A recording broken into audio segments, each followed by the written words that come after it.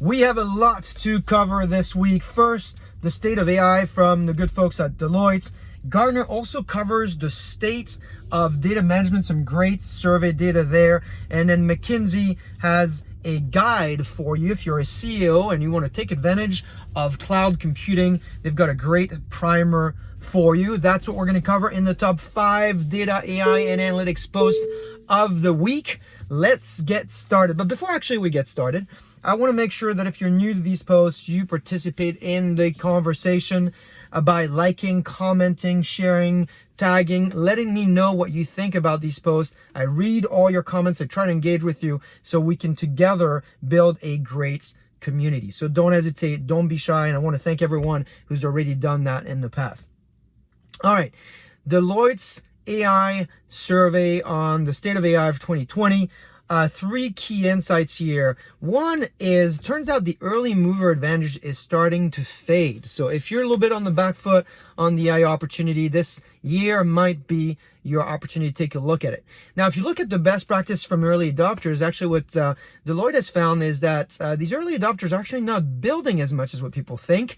They are buying a lot. So what are they buying and so forth? Take a look at the report. Lots of great insights there. And then finally, when people think about AI, they think about HR optimization and human capital optimization. Turns out in this report, they found that process optimization is the number one value that people got by deploying AI correctly. So take a look at this report. It's a great one. Connect with the authors if you can.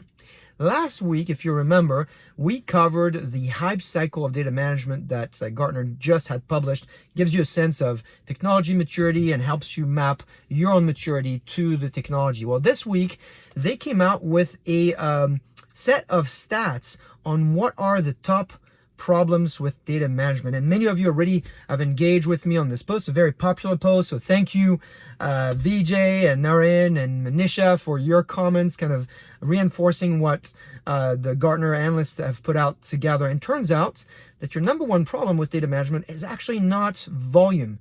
It's data quality. Makes a lot of sense. Of course, volume, you got to architect for it to make sure that you're ready to take on the opportunity, but you got to take a look at data quality. If you've got any questions, reach out to these great analysts. I think about Donald and Adam and Edisham. I'm sure they'll want to engage with you. There's one thing you need to remember, though, is that if you don't take care of this problem, it might cost you $13 million a year. $13 million a year for not taking care of data quality. It's an important topic.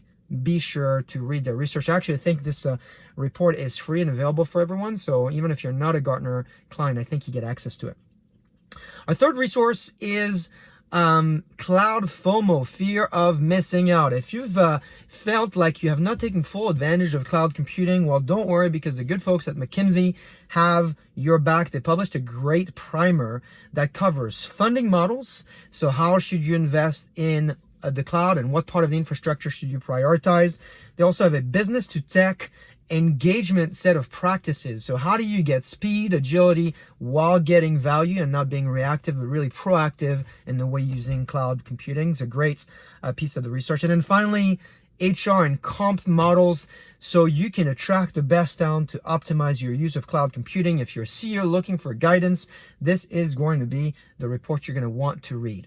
Now, of course, if you're a CEO looking for guidance and you're CEO of a startup, you have probably heard it from your favorite venture capitalists when you try to raise. They always ask you, hey, what's your exit strategy? But please don't tell me about how you're optimizing for IPO or merger and an acquisition. And so it's kind of, it's a complex answer because you don't want to say you're thinking about selling ultimately, but you also want to have a thoughtful exit strategy. So in this third resource here, actually I think it's my fourth resource, I'm pointing you to a great podcast with the ultimate entrepreneur, Reid Hoffman, early at PayPal, early at LinkedIn. And he gives you the answer. Should you optimize for M&A or should you optimize for IPO? And you know what? The answer is actually, you're going to have to listen to the podcast or read the transcript to figure out what the answer is. But Reid is always a ton of fun to listen to. So make sure that you take a break this week and listen to what he's got to say. And then finally, I want to send a huge shout out to my friend Bernard Marr, who published this past week our interview on the data and analytics and AI trends. We did this pre-COVID when I was in London last time. And typically I'm the one asking the questions. Well, this time was a reverse interview where Bernard asked me all these questions. It was great, ton of fun. Thank you, Bernard. I felt honored for being one of your guests, and it was a ton of fun to share these best practices across partners and customers and so forth. Take a look at it if you're in the community, and I hope this is also bringing a ton of value to Bernard's community. And then finally, I know I said finally earlier, I know that you know that in addition to this vlog, you have a blog and then you have a SlideShare that points you to all the resources and links to the references here of the resources we've talked about today. Well, this week I tried a bit more funny and add the top cartoons that apply to the top resources. 3 great cartoons. Take a look at them, and hopefully they'll make you laugh and they'll help you start your week on a great foot. I hope you have a great week. I can't wait to hear from you.